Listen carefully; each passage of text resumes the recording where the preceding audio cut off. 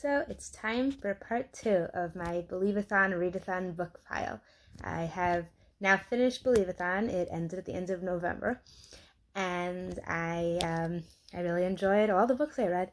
So here it goes. For the prompt, The Torn Page, which is to read something supernatural, I read The Girl Who Drank the Moon by Kenny Barnhill. This book was, I had heard fantastic things about it before I started it. I think I mentioned that in the previous video, and it really, really lived up to the hype. It's just this beautiful book about this girl named Luna, who was abandoned as a baby in the forest. She was actually stolen from her parents to leave as a sort of sacrifice for this evil witch that supposedly lives in the forest. But the thing is that the witch isn't actually evil, and she just has no idea why this town is dropping off babies, and she takes them in and finds them new homes because she doesn't want them to be killed by the animals. But when she takes in this child, she accidentally, sort of on purpose, ends up giving her a lot of magic, and so she realizes she has to take this baby in because she can't give it off to somebody who doesn't know how to take care of a magical child. And it's just a really beautiful book that made me laugh and sort of like warmed my heart, and I really, really loved it. It's a gorgeous book.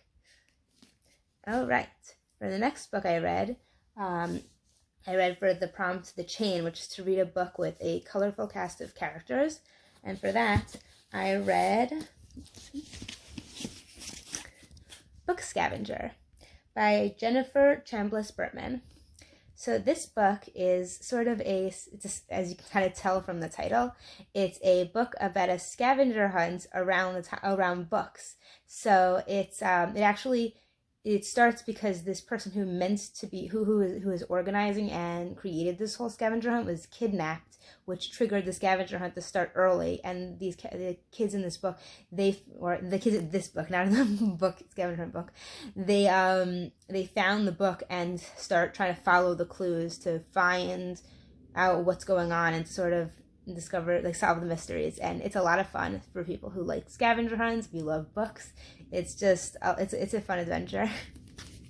And the third book I read for the prompt, The Fingerprints, which is to read a book from a culture that's different from my own.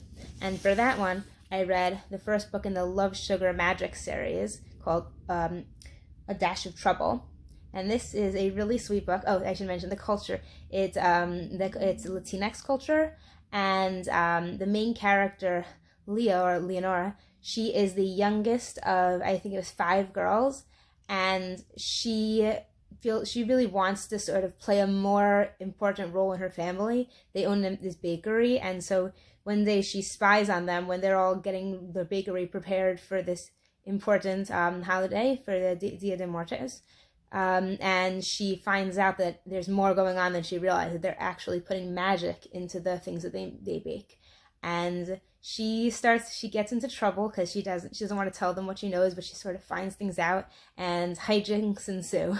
It's a really cute book. So it turns out that the kid gets into trouble and hijinks ensue kind of thing is not exactly my type of book, but I love the characters. It was just a really, really sweet book, and I would definitely recommend it to kids who enjoy that sort of story, because I know that it is something that other people do enjoy, and I really did enjoy I thought it was a really, really sweet book, and the cover is just glows. I love that.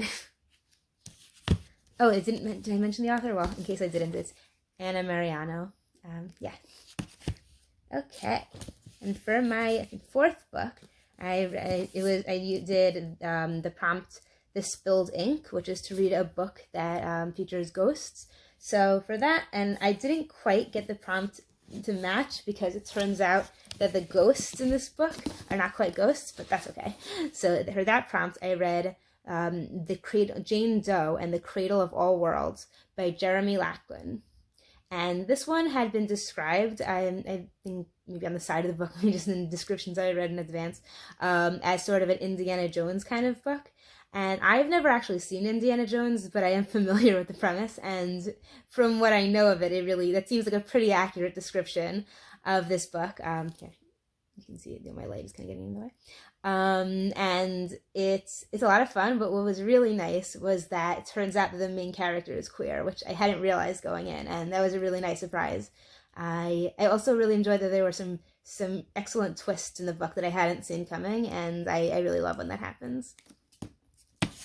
Then, for the prompt, The Shadow, which is to read a book published in 2020, I read the third and sort of final book in the Pages & Co. series, The Map of Stories by Anna James. I say sort of because I believe there are going to be more books that take place in the same sort of universe as Pages & Co., just with not centering Tilly as the protagonist anymore.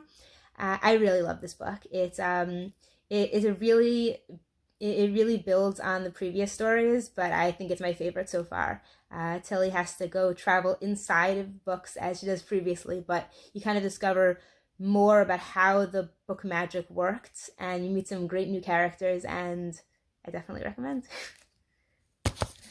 Then, for the prompt, The Dagger, which is to read a book that takes place in a dangerous setting, I read The Polar Bear Explorers Club, which definitely does fit the prompt. This book is written by Alex Bell, and it was a lot of fun. So it's about this girl she's brought up by her stepfather, her adoptive father, sorry, yes, who found her when she was a baby. They don't know her history, but she's very close with her father, and he's an explorer, and she let me just remember what her name is. Stella. Stella, she really wants to be an explorer as well. The thing is, girls aren't allowed to be explorers, but things happen and she ends up joining on the expedition, and it's just a lot of fun. It took me by surprise because I hadn't realized it was going to be a silly book, and then I open it and it starts talking about the rules of the Explorers Club and how the rules for taking care of your mustache, and how all of your marshmallows have to be shaped as polar bears, and it was so surprising I laughed out loud. I really enjoyed it, and I've since ordered the second book in the series, so that speaks for itself. Okay, and for my final book of the Readathon, last but definitely not least, I read for the Footprints prompt, which is to read a book with a prominent villain, and I read Hollowpox. So Hollowpox is the third book in the Nevermore series, and I recently, earlier, not even that many months ago, started reading the series and just loved it. I just totally fell in love with it, and this book did not disappoint. It really, the stories are just so well built out. The world just feels like there's so much going on, and even though I don't know how long it'll be before the fourth book comes out, I think I can wait because I can just reread the previous books and find more new things each time.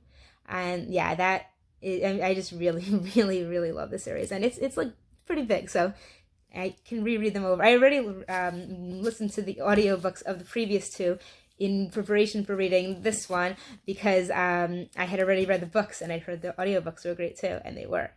Okay, last thing I want to say before I let you go is that I was really pleasantly surprised by how much LGBT rep I had in this readathon. 4 out of the 13 books that I read had LGBT rep. So I don't have the Strange World Travel Agency book physically with me right now. I'm at my parents' house, and that book is at my apartment, but that one definitely has LGBT rep.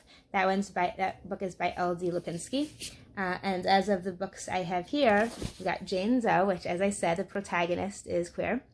And I've got Pages & Co., which has, there is a gay couple in the book. And I've got Hollowpox, which also has queer romantic interest in it. And I'm not going to say who because I don't want to give spoilers, but yeah, it was really nice, and it made me really happy. So that's all I have to say. But I really enjoyed this readathon, and thank you, Gavin from How to Train Your Gavin, for organizing this whole thing. It was truly a pleasure.